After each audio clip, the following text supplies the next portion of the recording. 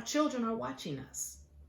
So when they see their mom and dad, they got like 9 credit cards, and every time they go to the grocery store, or every time one of the kids say, I want that toy over there, and they see the parents swiping a card, the kids are watching you.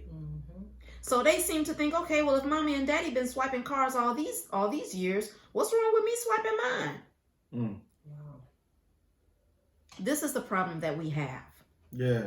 So are credit cards bad to have, or would you say something different? Here's what I'm going to say. I read this article several months ago, and credit card companies actually categorize people into 2 categories: transactors and revolvers. The transactor is the person that understands what credit cards are for. They actually use credit cards wisely. They do not abuse credit cards. So this is the person that, okay, they have a major purchase to make. Okay, I'm going to use my American Express card. And before the end of the month hits, they pay off that particular, payment. They make that payment. And then because they are good stewards of their money, they are good stewards of the credit card. So now they have their monthly rewards. Maybe it's 20% off when they go to the grocery store. Maybe it's the next time they make that purchase for their airline fare, it's going to be a $50 ticket versus a $500 plane ticket. The revolver, on the other hand, is the one that continuously just keeps swiping the credit card. They use it for everything. They use it when they go to Chick-fil-A. They use it when they go to the grocery store. They use it when they're out Christmas shopping. They use it when they're shopping online. And then when they max that card out, they get another one. Credit card companies don't stop sending you, the mail in the mail that says, congratulations, you can probably be one of the great contestants that's going to qualify for $10,000 with this credit card.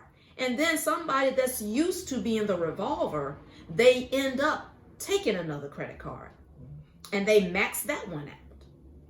And before they know it, the husband is not getting paid as much as he used to.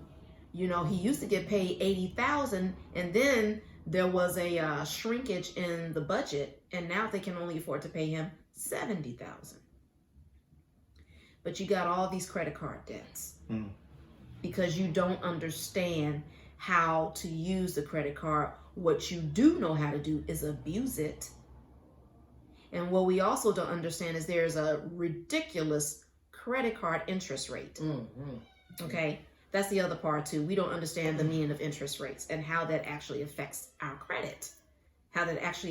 So I've seen this too with credit cards. You have people that'll, they do their best and they'll make minimum payments on their credit cards. Well, guess what? Do you actually think that bill is going to go away when you have an interest rate of 25%? And you're only paying $50 a month? That bill is going to stay with you. Yeah. It's going to stay with you. And guess what? Credit card companies already know that a lot of people are not educated on how credit cards actually work. Sure, you can pay this off in like 3 months and be done with it. But no, you rather pay it off in 12 months on $50 a month at a high interest rate. So we don't understand that. So here's what I will say after saying all of that. There's nothing wrong with credit cards, but you have to know how to use them wisely. There's nothing wrong with having one credit card. You don't have to have 5 credit cards. You don't have to get a credit card from Macy's. You don't have to have a credit card with JCPenney's. Why? You don't need to do that. So that's my answer on credit cards. Yeah. So also, do you think, there will ever be a time when, in school, because I know when I came up, they didn't educate us as far as on credit. You know what I mean? Especially like in the urban community, that's just not something that a lot of our own parents don't even really talk to you about. They talk to you about going to school and getting good grades and going to college or getting a job, but they don't necessarily talk about credit, owning property, stocks. You know what I'm saying? Stuff that actually sets you up and build generational wealth. We just already programmed and conditioned to get a job. You know what I mean? And we're not conditioned to... Don't leave out. Get a job. Dress nice. Look nice. Live beyond your means. Live beyond your pocket. Keep up with the Joneses. Keep up with the Joneses. Meanwhile, y'all in the house ready to kill each other. Because y'all fighting over, financial situations. Mm-hmm. And I mean, I myself, I really think that we cannot count on the school to educate our children on that. Because to me, and I always say this, there's no offense to, the great teachers that are out there, because there are some great teachers, but the school and the urban community is set up to fail our children. We are their teachers first. It starts at home. So it's for us to educate ourselves. And that's why I always say you're never too old to learn, to educate yourself so we can pass it on. It's not about us no more. It's about our little ones. Give it up for Lady TJ from Yeah. So I mean, it's our job to do that, and whatever information we get, we pass it on. That's how we get our blessings. Keep passing on the information that we get. Keep passing on, and if you can come in and talk with us every month, I would love to. I would love it. Yeah. Chick-fil-A. Because we cannot get enough of that. Yes, we got to go Chick-fil-A first. Yeah, we gotta have that. We gotta have that set up here first. Right. We got a FaceTime her with a basket of chicken, Chick-fil-A food. We got we got it waiting for you. But I definitely believe that that's how we can get our point across, is definitely drilling. Leave the Gucci and the all that, leave those high fashion alone and get your financial situation handled. And I must say, I am 41 years old.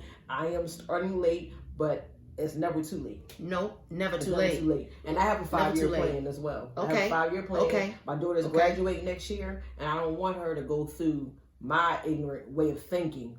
I want her to be better than me. I want my sons to be better than me. And I'm starting now. And as a matter of fact, I started yesterday. And I have a 5-year plan. We need to talk. And I'm on that path, because when I turn 60, I want to be living my best life. I ain't gonna back and forth with you. Living my best life. Hey, that's what I'm talking about. Come on. You come on here, it's a party, baby. Yes. I love it. Yeah. But to add to what you both said, you both brought up some extremely critical factors. You said first about being taught in schools. Well, that's a part of my mission. I'm trying to get in wherever I can, especially in our school system, because it starts with the babies. Now, you also said it's not up to the schools to teach financial literacy. It starts at home. Everything starts at home.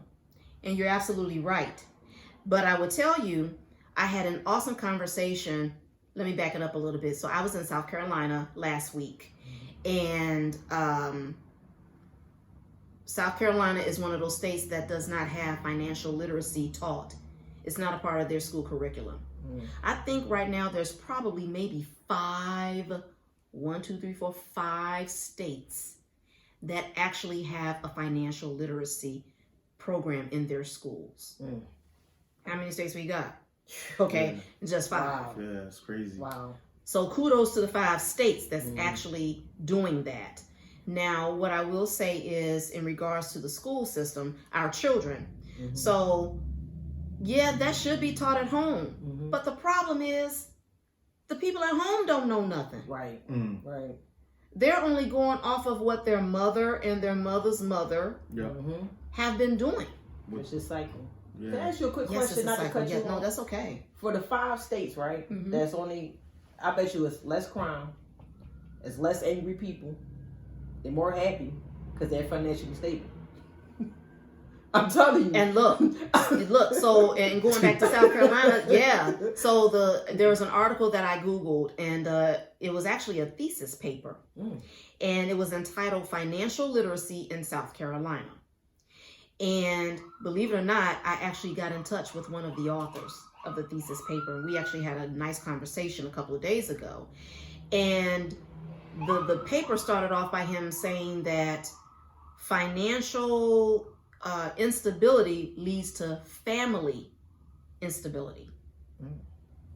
And then he talked about all the stressors that comes with the financial woes that families find themselves in. Divorce, health issues, just a whole type of a series of dysfunctional circumstances that come from that. Because the finances are tied to your health. Definitely. I promise you. Definitely. If one of those two things ain't right, the other will soon fall. Yep. It will soon fall down to the bottom. If your health is not right and you haven't been building up the nest egg, you haven't been applying simple financial factors, then guess what? You're going to lose sleep when you know you're about to lose your home. Right. You're going to lose sleep when you're trying to figure out how am I going to have food on the table for my kids tomorrow. The kids that go to school and they don't even have money for lunch. That is a real